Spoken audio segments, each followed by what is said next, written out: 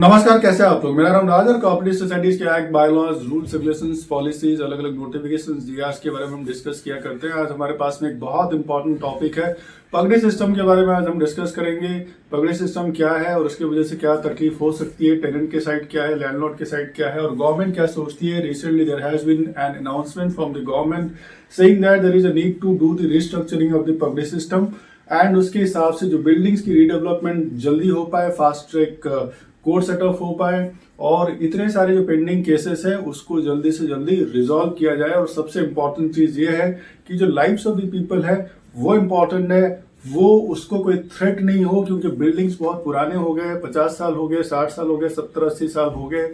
और ये जो पगड़ी सिस्टम है, this was started in the British period, क्योंकि जो टैक्स है वो ब्रिटिश गवर्नमेंट को ज्यादा टैक्स नहीं देना पड़े, तो लोगों ने इसको पगड़ी सिस्टम के नाम पे, मतलब पगड़ी एक कंसिडरेशन, एक अमाउंट, एक लमसम बड़ा अमाउंट दे दिया जाए और उसके बाद जो लैंडलॉर्ड जो ये दे देता है, जो रिसीव कर लेता है टेनेंट से जो अमाउंट, और उसको काफी सारे राइट्स जाते हैं जो ऑक्यूपेंट होता है, जो टेनेंट होता है, और उसके हिसाब से टेनेंट भी सब टेनेंट क्रिएट कर सकता है और टेनेंट का भी को ओनरशिप उसमें क्रिएट हो जाती है। तो ये सिस्टम जो है काफी टाइम से चली आ रही है और जो अमाउंट आज के डेट में पगड़ी सिस्टम से जो टेनेंट जो अमाउंट जो देता है, जो लमसम अमाउंट उसने दिया हुआ था, जो आज की डेट में जो देना पड़ रहा है, वो इतना बेयर मिनिमम अमाउंट है जो आज की डेट में मार्केट में उसकी कोई हार्डली वैल्यू होता है। अगर 500 या 5,000 रुपए का अगर आप पगड़ी सिस्टम से दे रहे हो तो मार्केट वैल्यू 50,000 से 1 लाख रुपए हो सकती है।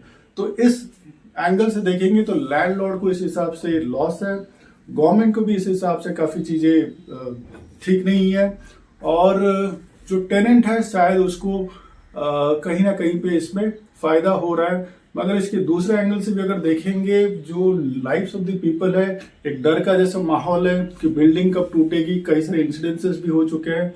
तो ऐसे केसेस में गवर्नमेंट इस चीज को भी ध्यान में रखती है कि लोगों को इस चीज से खतरा नहीं हो और एक ऐसा सोल्यूशन निकाला जाए, ऐसा रिस्ट्रक्चरिंग किया जाए पगड़ी सिस्टम के अंदर कि लैंडलॉर्ड भी प्रॉफिट भी रहे, टेनेंट भी प्रॉफिट भी रहे और गवर्नमेंट भी रीडेवलपमेंट क्रिएट कर पाए। रीडेवलपमेंट की वजह से काफी सारे आवास क्रिएट हो और दोनों की पर्पस भी सॉल्व हो जाए। ठीक है, और गवर्नमेंट को स्टैम्प ड्यूटी वगैरह वो होगा, वो अलग बात है।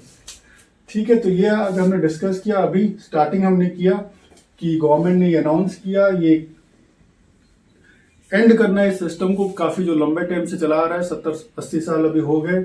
और पगड़ी सिस्टम को जनरली उस टाइम में जैसे it was started as a kirayedar system. ठीक है, तो किराए पे अपने लॉन्ग टर्म के लिए एक ले लिया, उसके बाद काफी सारे राइट्स आपको जैसे मिल जाते हैं। तो ब्रिटिश टाइम पे ये सिस्टम है, टेनेंट बहुत ज्यादा कुछ एक अमाउंट दे के, कंसिडरेशन दे के काफी लंबे टाइम तक उसका राइट्स वगैरह ले लेता है। ठीक है, और ऑलमोस्ट लाइफ लॉन्ग पास उसके पास रहता है काफी लो अमाउंट देने के बाद। ठीक है, so the pagdi occupants have the rights that resemble that of the partial ownership, or you can tell them as the co-owner of the property. ठीक है, so they can sublet the property, they can sell the property also. In case they are selling the property, तो उसका कुछ part कहीं कहीं पे 30-70 जैसे हो गया, 40-60 हो गया या 50-50 हो गया। तो इस हिसाब से हिसाब किताब करके जो एक्चुअल ओनर है, जो एक्चुअल लैंडलॉर्ड है, उसको फिर टेनेंट को देना पड़ता है। तो इसमें टेनेंट को भी कुछ मिल जाता है और लैंडलॉर्ड को भी हो जाता है, तो शेयरिंग बेसिस हो जाती है। ठीक है, so the tenants are not the full owners and the landlords doesn't have the full control over the tenants के ऊपर उनका कोई फिर कंट्रोल नहीं रहता। फिर इनका जो मन करता है, जिसको बेचना है या जिसको भाड़े पे चढ़ाना है, तो सब टेनेंट ये क्रिएट कर सकते हैं। ठीक है, और ऑलमोस्ट लाइक महाराष्ट्र में ऐसे 19 से 20 हजार बिल्डिंग्स हो सकते हैं जो पगड़ी सिस्टम में आज भी चल रहे हैं, जिसमें से 13 से 14 हजार बिल्डिंग्स ऐसे हो सकते हैं जिसको रीडेवलपमेंट की रिक्वायरमेंट है। मतलब वहां पे लाइफ ऑफ जो पब्लिक की जो लाइफ है वो थ्रेट पे हो सकती है, बिल्डिंग्स कभी गिर सकते हैं और इमीडिएटली उन्हें रीडेवलपमेंट करने की जरूरत है। और ये जो रेंट कंट्रोल सिस्टम जो है, ठीक है, many of this buildings are build around 1960, पुराने हैं काफी, 50 के, 60 के, 70 के दशक से सब बने हुए हैं, उससे पहले भी हो सकते हैं। ठीक है, and they have been risk of collapse of this buildings, so इनको जल्दी से जल्दी रीडेवलपमेंट करने की जरूरत है। एंड ये जो चीज़ है एक्चुअली इशू भी क्या है कि रीडेवलप ये पगड़ी सिस्टम की जो बिल्डिंग्स है और ये पगड़ी सिस्टम जो है this is also covered by the rent control act 1999 के सेक्शन 56 के हिसाब से भी ये कंट्रोल्ड है। इसकी वजह से जो टेनेंट है उनको भी निकालना मुश्किल है या इनके राइट्स को दरकिनार करना भी मुश्किल है। तो बहुत सारे हर्डल्स हैं जिसकी वजह से पगड़ी सिस्टम आज भी कंटिन्यू हो रहा है, जैसे कि conflict between the tenant and landlord जो है आए दिन कोर्ट केसेस ऑलमोस्ट लाइक 28,000 के आसपास 28-30,000 कोर्ट केसेस भी पड़े हुए हैं। तो ये भी इसको भी रिजॉल्व करना गवर्नमेंट के लिए जरूरी है। ठीक है, courts are flooded with this type of आए दिन के केसेस। और जो टेनेंट है low rent makes it difficult. Pagdi system होने के बाद हो सकता है उनको हायर रेट भरना पड़े। ठीक है, तो टेनेंट इस चीज को इनसिक्योर मानता है, उसको छोड़ के उनको सेम जितना उनका एरिया था उतना एरिया मिलेगा या उससे कम मिलेगा, या उनकी लीगलिटी पगड़ी सिस्टम में जैसी थी क्या उसमें कोई वायलेट होगा, उसमें कोई चेंजेस हो जाएगा, इसको लेके भी रीडेवलपमेंट नहीं करना चाहते हैं। ठीक है, तो ऐसे काफी सारे हडल्स हो सकते हैं। अगर मैं टेनेंट के साइड से अगर देखोगे tenants are in the fear of losing their homes और receive equal amount fair space after the redevelopment. Legality की बात हमने कर ली, कहीं उसका उनका एरिया ना कम हो जाए फिर उसके बाद।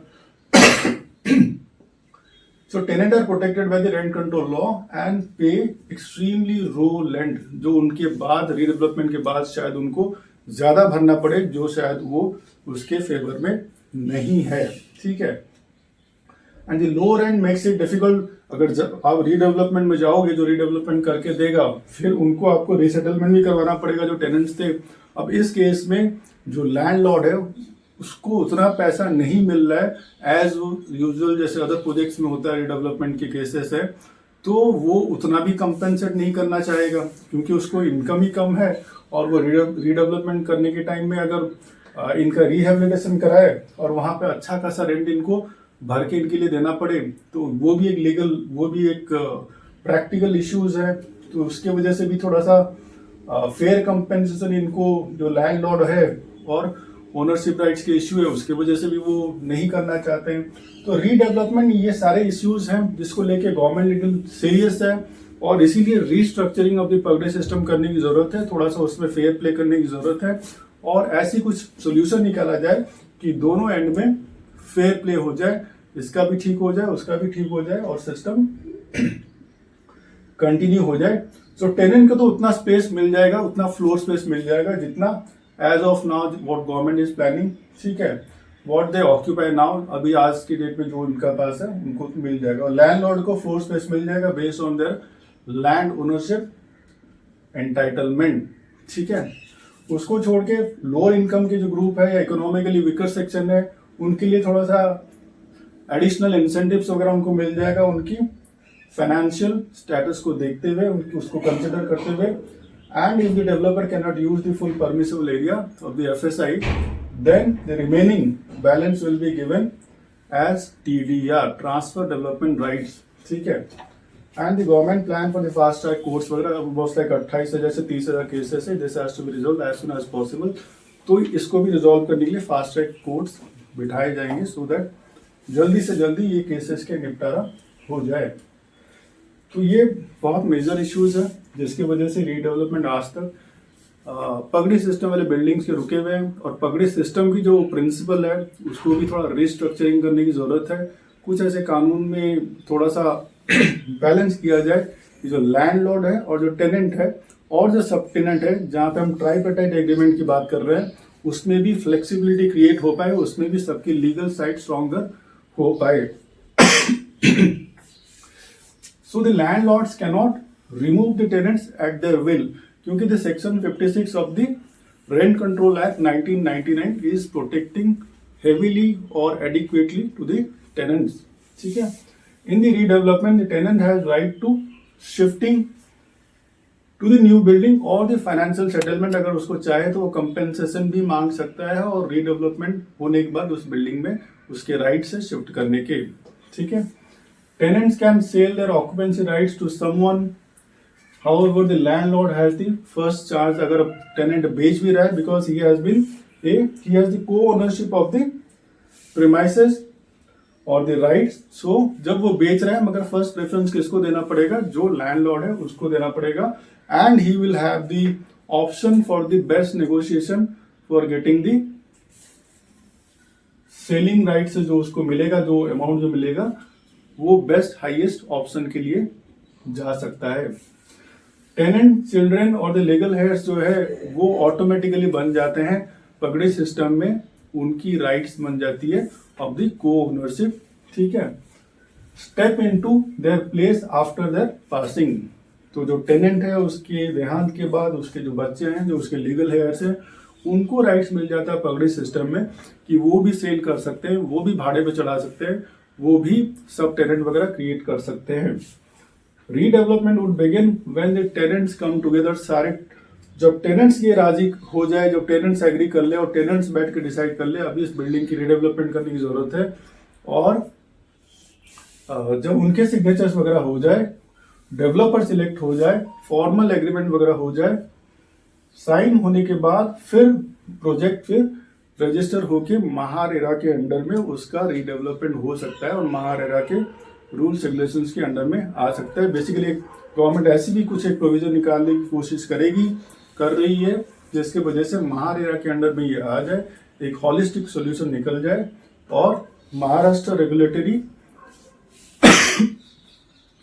डेवलपमेंट एक्ट के अंदर, ठीक है, उसके प्रोविजंस आ जाए। सो लीगल डॉक्यूमेंटेशन वगैरह जितने इश्यूज है, लैक ऑफ प्रॉपर कई सारे केसेस में, जैसे डॉक्यूमेंट मिसिंग है या ट्रांसफर के डॉक्यूमेंट से एक टेनेंट से दूसरे टेनेंट को गया है या उनकी चेन ऑफ डॉक्यूमेंट साबित नहीं हो रहे, तो इनहेरिटेंस की वजह से और ट्रांसफर की वजह से डिस्प्यूट्स वगैरह भी क्रिएट है। तो ये सारी चीजों की वजह से भी redevelopment of the pagdi system के बिल्डिंग्स डिफिकल्ट अभी तक हो चुकी है, जिसको गवर्नमेंट शिथिल करने की, उसे थोड़ा सा फ्लेक्सिबल करने की कोशिश करेगी, और ये रिस्ट्रक्चरिंग इसी चीज के बारे में है। So the as per government under the RERA, buildings to be brought under RERA, and Mumbai 2034 DCPR development control regulations, promotion regulations provide attractive incentives to landlords of this buildings। तो टेनेंट भी win win side में रहेगा और landlord भी win win side में रहेगा। एक बीच का सोल्यूशन निकाला जाएगा और रीडेवलपमेंट ऑफ द बिल्डिंग्स बहुत नेसेसरी हो जाएगी, क्योंकि ये लोगों के लाइफ को थ्रेट है। तो ऐसा ही कोऑपरेटिव सोसाइटीज के एक्ट, बायलॉज, रूल्स, रेगुलेशंस, अलग अलग प्रोविजंस को और जजमेंट्स को जानने के लिए आप साथ में जुड़े रहिए। सबका बहुत सारा धन्यवाद।